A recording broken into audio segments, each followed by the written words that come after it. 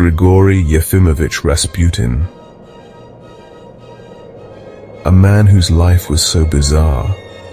Some saw him as blessed by God, others whispered that his powers were darker in origin, a holy man, a healer, a manipulator, or a con artist. What is certain is that Rasputin was no ordinary man. Let's start in Siberia, where Rasputin was born into a peasant family in 1869. Who was he? From the beginning, his life seemed destined for the extraordinary.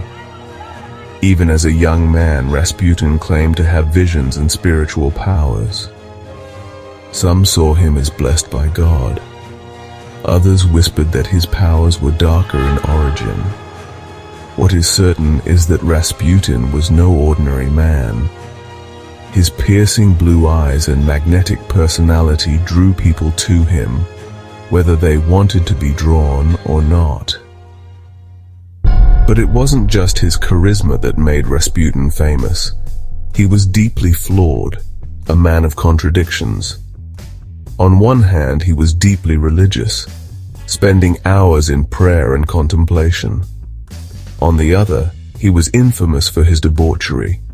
Stories abound of wild drinking parties, scandalous affairs, and behavior so outrageous that even his supporters struggled to justify it. Yet somehow, this man became one of the most influential figures in the Russian Empire. How did a peasant from Siberia find himself at the heart of the Russian court? The answer lies with the Romanov family, particularly Tsarina Alexandra. Rasputin arrived in St. Petersburg in the early 1900s and quickly gained a reputation as a healer and spiritual advisor. When the Tsar and Tsarina's only son, Alexei, was diagnosed with hemophilia, a disease that could cause him to bleed to death from the slightest injury, Rasputin was summoned. Somehow, Rasputin seemed able to help Alexei when no one else could. Was it divine intervention, hypnosis, or was it simply that Rasputin's calming presence reduced the boy's stress, which helped alleviate his symptoms? Whatever the reason, the Romanovs became convinced that Rasputin was a man sent by God to save their son, and by extension, their dynasty. But not everyone was thrilled with Rasputin's growing influence. The Russian nobility hated him.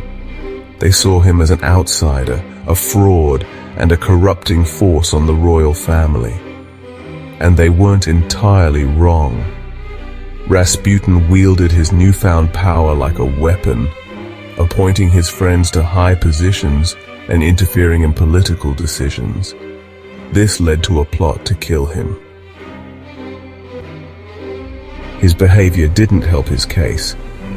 There were rumors of affairs with noble women, drunken escapades that embarrassed the court, and whispers of black magic. Some even accused Rasputin of having an intimate relationship with Tsarina Alexandra.